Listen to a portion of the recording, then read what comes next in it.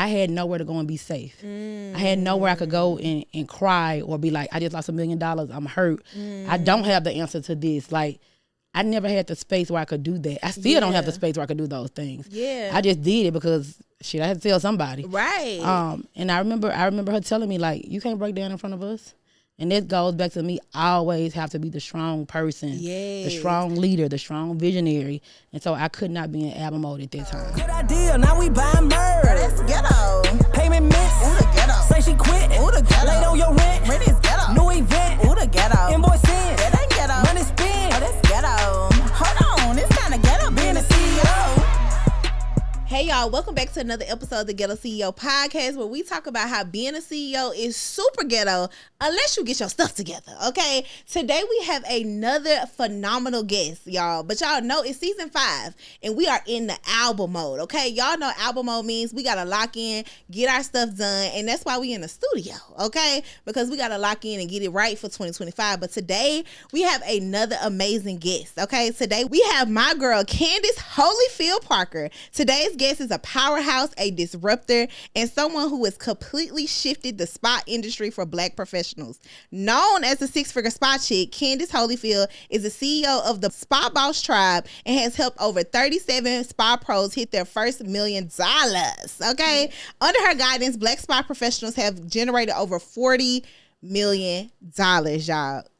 We finna get some game, okay? She's gifted over $1 million back into the industry herself. She's the author of the Spa Bible, the creator of the Black Spa Expo and the Black Spa Awards, and the former executive producer of Spa Tank. From Memphis, Tennessee, okay, Tennessee, all right, to global, her reach is unmatched and her heart even bigger. She's the global ambassador of Bunwire School in Ghana, where she's renovated the school, paid tuition, provided laptops, and more for over 280 kids. She's a mother, she's a mogul, and she's a marketing genius. And in October 2023, she received the Presidential Lifetime Achievement Award for her impact.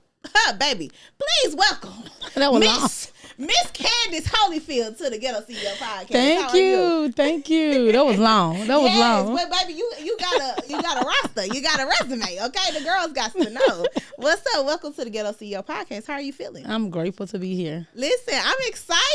Finally. I said Candace, and she said season 5, and now I'm here. We have to say the best for season 5. We in album mode. I was like, thank you for thinking of me. Yes, of course. Okay, so before we get started and let them hear about your story, when you hear album mode, take us to a time that you had to like lock in and get some stuff done. No, that's super dope because everybody who's listening and watching, we should always be writing albums. Yes. When we think about artists, they are always dropping albums. And so for you, it'll be like you always dropping campaigns. For me, I'm always doing something. Yeah. And so my first real time being in album mode is when I actually went to massage school. But I didn't even know I was in the album mode. I was trying to do something to change my life. Yeah. And I think one thing that I want people to take away from this season, like if you think about artists when they go into album mode, they cut up all distractions. Yeah. Like when we remember when Kanye went into the Mercedes-Benz Stadium, he was like sleeping on a cot, like, right? Another example would be like the day I cut my hair. Okay, take us to that day. The day I went bald, my husband at that time had a baby on me. What? Okay. We had broken up. I had moved to Atlanta. I thought I had a plan, but it wasn't a good plan, so I went broke, and I couldn't get my hair done, and so I knew how to do my own hair, but I didn't have enough hair. This is when we were still wearing like quick weaves. I didn't have enough hair to cover up my track, and I was like, "What am I gonna do with my hair? I can't get it done, and I can't cover up my track." Yeah. So I was like, "I'm gonna cut it off," and I was like. And I read, so when a woman cut her hair, she finna change the world. Yeah. And so I cut my hair that day, and my life really, really changed from that day. And that was in 2016. Okay. And I feel like I've seen you go through album mode this series multiple times, right? Like more recently, you talked about when you lost over $1 million. Like, tell us about that. Well, I wasn't in album mode that day. Baby, I was trapped in the closet somewhere, under the bed.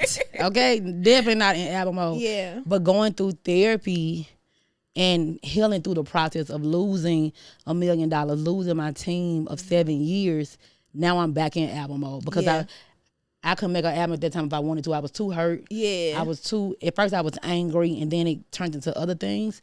And I just got back in album mode probably this year, 2025. Yeah. And so, but that's the era of just being a CEO is super ghetto, because you got to go through things that people don't even know the things that you're going through behind the scenes. So how was you, because it wasn't like you came on Instagram and was like, I lost all this money. No, yes, I did. You did? Okay. Yeah, the word people call me was toxic. Oh. So I was being very toxic at that time. No, I was on social media. Like, I remember one day I broke down on social media, and she was actually my client at the time, and she was like, you can't break down in front of us. Like, you can't, like, I had nowhere to go and be safe. I had nowhere I could go and cry or be like, I just lost $1 million. I'm hurt. I don't have the answer to this. Like, I never had the space where I could do that. I still don't have the space where I could do those things. Yeah. I just did it because shit, I had to tell somebody. Right. And I remember her telling me, like, you can't break down in front of us. And that goes back to me. I always have to be the strong person, the strong leader, the strong visionary. And so I could not be in album mode at that time. You know, that's a good thing, because I think a lot of CEOs don't. That's the thing that we suffer with. Like, we can't, nobody understands. You know what I'm saying? Like, you lose $1 million, you can tell your mama, she gonna be like, okay, like, I'm sorry, baby. You know, you want me to make you some food, you know? But ain't nobody ever felt that hurt before. So you really can't, while you try to empathize or understand, like, you really can't understand how I'm feeling right now. Nobody, even when I was crying out for help, because I used to go live I have not went live every day since October of last year. So I used to go live every day and make $1,000 every day minimum. But I haven't done it. But like, I had nobody to, like, I was crying out for help, but nobody heard my cries, or nobody knew they were cries, because I always had it together. I always had the answer. And so, like, it took forever for somebody to come to my rescue. Okay, so let's stop and walk back through that moment. How did you get to the moment where you was like, you looked in your account and it's like, I done lost $1 million? What happened is something else happened that I won't say, but something else happened that led to losing the $1 million. It was like a slow leak, and then it became like a flat tire. Got you. That's what happened. So one thing happened, and then as everything started unfolding with that situation, it was just downhill from there. Yeah. So a little leak turned into a big tire, and then once it was a flat tire, everybody was in distraught at this moment, like, who gonna fix the tire? Yeah. And I was at the place like, I can't fix the tire right now, because I can't even believe, you know, what's going on, what I'm hearing. They can't believe it.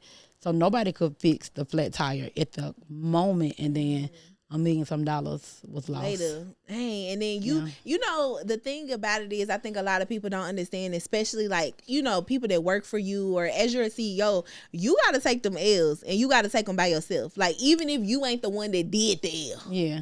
Well, according to my therapist, I played a part in it. According to her. You know, accountability, you know, working on that. Yeah. Well, I mean, I feel like all three of us involved, everybody took a loss to a certain level, because we was a tight team. We made money together for 7 years.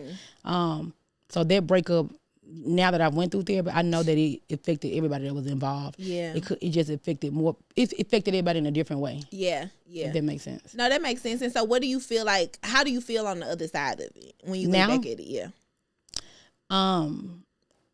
I hate that it happened, because now I have a wall up again. I don't trust again. Like, I love women. Like, I love community. I don't trust again. I still don't have an assistant right now. 2 years later, I probably would never get another assistant again. Yeah, it's bad, you know, because now I got major trust issues, and it's hurting me. Like, I have to have a team, because my assignment is so big. I'm in charge of so many people. So I have a team. I have people around me, but I really need an assistant. And it's hurting me that I don't have one, but I'm not in a mental space yet to get one yet. Yeah. So to the person that's watching this and like, man, I feel it. You know, like, I'm there. Somebody did this to me. Like, I done heard horror stories of people, you know, from that team, people stealing, doing stuff, you know. how are you working through it so you can get to the other side so you can finish your assignment? Are you tired of having failed launches? Well, listen, I got something way better for you. That's us here at Red Necessity Digital Agency, my agency where we actually produce marketing campaigns that help you actually convert. Now, listen, we are just not trying to create a moment. We're creating movements. And if you want us to help you create ROI generating campaigns, then make sure you go to rednecessity.com. Now back to the episode. So first thing, I'm taking accountability for what I did. You know, people saying I'm not approachable. They can't talk to me. They intimidated by me. So I'm trying my best to be approachable and you can talk to me. That's number one. Number two, I always have, like I had an event last night. Somebody on my team was like, man, it's a lot of new faces. I'm like, I'm a builder. I can lose everything today and I'll get it back tomorrow. Like I'm a master builder, like Bob the Builder. Okay. Yes. So, you know, I know how to build. And so I know I have to build, but it's a matter of me. I said on one of my posts that you can love again, you can trust again, and you can heal. And so that's what I'm working on, like healing, because I know I'm an asset to anybody that I connect with. Yeah. And so if I come to have a wall up, I can miss my own blessing. Yes. And so I'm trying not to miss my own blessings and people that God sent me to help me because I have a wall up. Yes, I love that. So speaking on building, right? Like at what point did you know that you were building a movement and not just like doing massages? When everybody who was at my spot was making six figures and I wasn't 6 figure spot you get, I wasn't charging anybody. And I was just like, I'm kind of smart. Like I just opened up a business like anybody else. Yeah. But when people open up businesses, they don't work that they have to make money. Man, my life depended on me passing that massage test, getting my spot and making money. Like I had to feed my kids. So I went hard from day one. I've been going hard 15 years. I've never missed a beat. Yeah. And so when I see entrepreneurs who not as successful as they want to be, I'm be like, do you really want it? Because when we want it, man, we gonna go get it. For sure. For sure. And I think that that's the thing that people missing. Like it's some type of like grind that you need to go get it. Like it's not coming to you, you know. And I think a lot of when you see a room full of entrepreneurs, right, and you'd have been in this situation probably where you sitting at a conference or you talking to people and you like, girl, what's these excuses? Yeah. I feel like now people got too many options. Yes. They can go be a content creator. They can get monetized. They can go do Uber. They can do Uber Eats. They can do Door. Like you can quickly get some money. Yeah. When before we didn't have all those options 15 years ago. I don't think DoorDash or Uber, I don't think any of that stuff existed 15 years ago. So we didn't have those options. We had to, you know, do a different type of grind to take care of our families back then. No, for sure. And I think that's the thing that builds real CEOs, real entrepreneurs that's really getting in there and getting stuff done. So how did you build your community? Like you started helping the people in your spot, but what made you be like, I'm finna go build the Black Spot Tribe? Yep. So actually I moved to Atlanta. Okay. I got broke. And me, like, I'm going to take every class on the planet. So I took a class about social media. Okay. I didn't make my first 6 figures from social media. I wasn't even on social media. Okay. And so when I moved to Atlanta, I didn't care. It don't matter what you did. You was on social media. Right. So I was like, I got to learn social media. So I took a class, and the class was actually from a lawyer. And in that class, she said, if you never want to be broke again, build a community. And I was like, and I was already saying Spy Boss this, Spy Boss that. And somebody said tribe. And I was like, it's going to be called Spy Boss Tribe. And I was already, back then, we didn't have like Zoom. None of that. I was doing like 1-800 free conference call, okay? And we used to do a conference call every day. Like massage therapists, spa pros would join me every day from around the world and listen to whatever I had to say for the day. Yeah. So I was already building, but I didn't know it would be, you know, a multi-7-figure thing. Yeah. I didn't know it would become this. So I was kind of already doing it. And it eventually turned into all of this. Yeah. And I think that one thing that you said that I want people to take a nugget from when you're building community, the thing that touches people, one, is consistent contact. Another thing I tell everybody, because now I teach other people how to build communities. And so now I'm telling people that it got to be in you, though. Like some people, like I know people be like, oh, we have a community or we have a family. No, I've been in some of them. No, paid a lot of money, by the way, but we're not gonna talk about that. So it's not a community, it's not a family, because it really have to be in you to really like go touch people. Like I text people like, hey, like I could hear something happen to anybody about anything. I'm texting my community, me personally, not my team. I'm texting. Hey, I just want to check on you. How you doing? How your husband doing? Like people, kids die. All type of stuff be happening. Yeah. I personally text people. Man, I help people get their cars out of repo. Like, that's community. Like, community is I can knock on your door and ask you for some sugar. Right. To make my Kool-Aid. Right. And so I feel like the community that I've been a part of is not that. And another thing, a lot of people, they're scared to ask for some sugar. Yeah. They scared to ask for some help. They scared to tell somebody their problems because, you know, you don't know who they gonna tell. Whereas the community, it has to be a safe space. And that's another thing that came out of me losing $1 million. I'm making sure moving forward, I'm creating safe spaces for my community. Yeah. And do you feel like you decided that you needed to create a safe space because you won't have one? No, I try to be everything to everybody that I never had for myself. So I don't have safe spaces. My safest space is, of course, my prayer closet, and with my husband. I don't have anywhere else. Because every room I go into, somebody wants something from me for something. So it's rare that I can go somewhere and just be Candace. Yeah. And so now I'm finding, I call them safe pockets. So I just went with some of my homegirls down in Alabama. Nobody asked six-figure spot chick anything. Yeah. It was just, hey, Candace, and it was just like regular talk about our kids. And it was a real safe space for me. You know, that's the thing, right? Like, I think a lot of times people don't understand, especially when you're in entrepreneurship, you started making 7 figures, 8 figures, you know, you start getting the notoriety. There becomes a separation up from who you are personally with your homegirls from high school or your husband or whatever, right? Versus who you are to the rest of the world. And a lot of times the rooms that you walk into, you have to be the Monray or the 6-figure spot chick. So talk to me a little bit about how you balance between the two. So before it never was a balance. Like building my company up to 7 figures and then losing. The year I lost $1 million, I still made $1 million. And I looked at with my account, I'm like, how? Yeah. Like I was under the bed somewhere. Like I don't even know how I still made that money. And it just showed me the power that I have, the community that I've built, the trusted audience that I've built. Yeah. And now that I know I need safe spaces.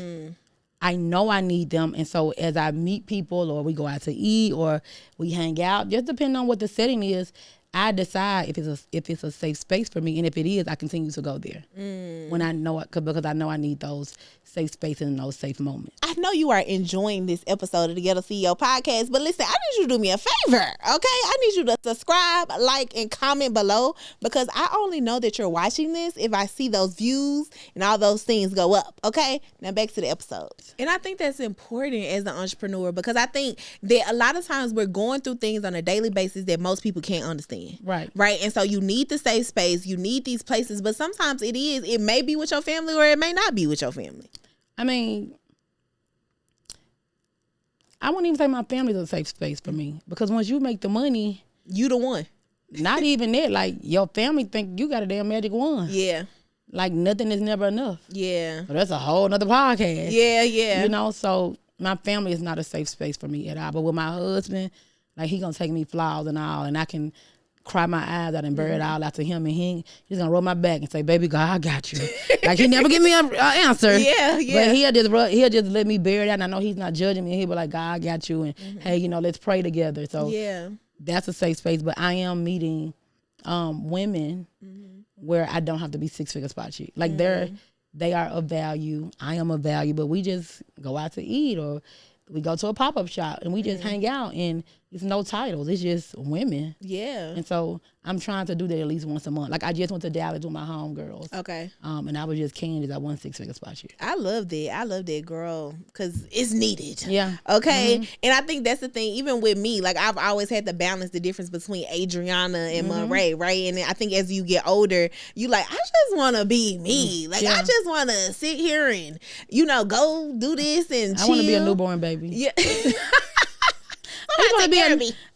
I told my husband, I just really want to be a newborn baby. Like, make sure I eat, my diaper is clean. Yes. I want to be a newborn baby.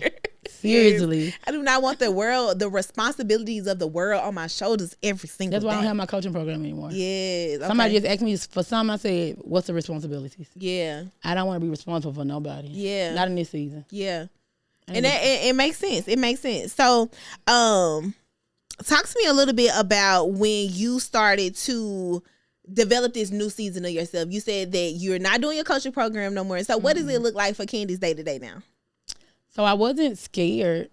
I was just like, I gotta, like, me letting it go. First of all, I've been trying to let it go for 4 years. Me finally letting it go, I had to do that for me. And so now I'm at home with my husband. He's rubbing on me a lot more these days. Come on, rubbing on me a lot more these days.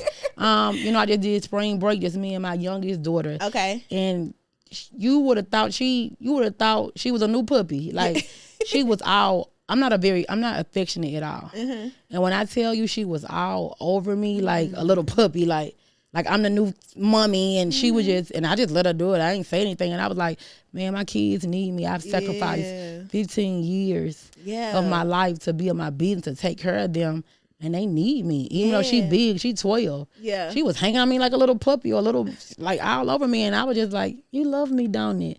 She was like, yes, and just, it was phenomenal. So just being with my kids more, being with my husband more. I read my Bible every day now. I pray every single day now. I pray and read my Bible. And just knowing that I'm worthy and I don't have to do all the extra anymore. Yeah. I feel like when we've made it to a certain level, what we had to do to get there, we think we have to keep on being that and doing that. And I'm learning now that I can still be that girl, but I don't have to be at every event. I don't have to be on every flyer. I don't have to, because I would never tell people no. Yeah. Like now I'm getting so many invitations.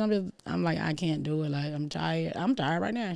Yeah. I'm like, I'm coming on the Ghetto CEO podcast. Like, been waiting on this 5 seasons. Yeah, listen. Thank you for being here. No, I'm excited. And I think that, to your point, that's the thing. Like, at some point in your entrepreneurial CEO journey, you realize, like, all of this money is for me to be with my family and do the things that I want to do. Yeah, that's right.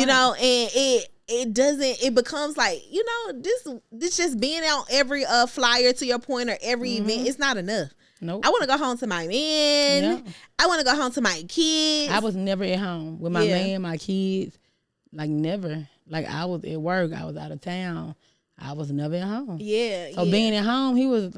If he got to be at work at 4 o'clock, he a truck driver. So he come home, I'm there, he's shocked. Like, you here in the middle of the day? Like, you here on the weekend? Yeah. We get to go to church together. Like, we never was able to do those things because I just thought I had to work like that because that's what I did to get where I was. And I just kept on doing it until I lost $1 million. And now I'm creating this new version of myself and living this new life. I love it. That's what I'm doing at this moment. I love that so bad. And I think that, one thing that I tell people, though, is that you do need that season of grind. Like, you depending on where you're trying to go. Like, if you're trying to build something big and what's important to you, you may need that season. You may not need to. If you 20 years old or 25 years old and you watching this and you like, you ain't got no kids, you ain't got no man, grind now. And even me being in this space, like, I'm going to do a money run and shoot for a $300K or $500K month. Like, I'm going to do it. So when I want to grind, I can, but like, I grind every day for 15 years straight. Right. Now it's time. Yeah. So now, but when I want to go grind again, I call it being a money making dog. Yeah. So when I want to go be a money making dog, I will go be one, but I'm just not doing it at this moment. I love it. Okay. So we're going to play a quick game. Okay. Okay. This is a rapid fire game where you got to decide if it's a spy chair. Are you in a spy chair that's grind mode, service based, that's your old era? Okay. Okay. Or are you in the CEO chair? Okay. That's you scale, structure, and in your album mode energy. Okay. All right. Taking walk-ins with no deposit. Spy chair or CEO chair? That's spy chair. I never did that though, everybody. Like, everybody had to pay me up front. Period. You booking me, I don't do deposits. Yeah. You gotta pay me up front. I always on my policy in my business. I love that. Okay, launching a digital product that runs without you. No, definitely CEO. We do that as well, guys. Yes. Get to the money, okay? Doing services all day and coaching at night. Neither. Ghetto. The ghetto chair. Ghetto chair. Fire your best tech because they don't follow SOPs. No, that's CEO. For sure. Hiring your cousin with no contract. Ghetto. No chair. On the floor.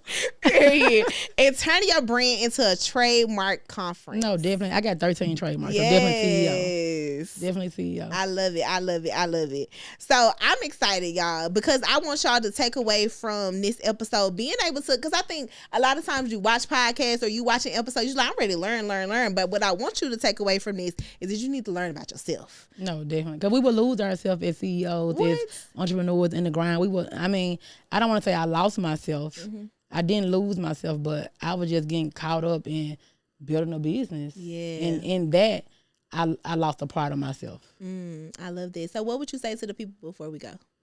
I I would first tell everybody, for me, just me personally, I wish I would have made more money faster. I still say that to this day, no matter how much money I made. Yeah. I wish I would have did it faster. I wish I would have started earlier. Like now we got people young making millions of dollars. So that's one thing. And the second thing is rest is a luxury and it's non-negotiable. And I feel like we get in these grind modes and it's like team no sleep. And like, no, like we got to reset our bodies and we need rest. And I feel like everybody think I'm going to sleep when I'm dead. You're going to die because you did not sleep. So we need to make sure we getting our rest in there. So now I'm just like, one of my mentors be like, why you not up yet? Because I don't have to be. But I love you and I respect you. But I don't have to be up right now. And that's why I'm not up. I'm still in the bed. And so just making sure we know that we rest, like, it's very important. And I know we have all these podcasts and we have all these webinars and we could talk about marketing and making millions of dollars all day long, but nobody talks enough about this. And when we look up people in the hospital, somebody died, somebody depressed because we're not having enough conversations about things like this. And I think it's important because there's, you see every day there's somebody, like to your point, that done died and, maybe committed suicide. And because they don't know that you need to prioritize yourself. And most CEOs are going through this, but they won't share. They won't, in silence. In silence. And I did the opposite. I told everybody. But listen, we here now, okay? I love it, y'all. Well, thank you for tuning in to another episode of the Ghetto CEO podcast. Make sure you like, comment, and subscribe so we can keep bringing you these fire episodes. See y'all next time. Invoice in, that ain't ghetto. Money spin, oh, that's ghetto. Hold on, it's kind of ghetto being a CEO.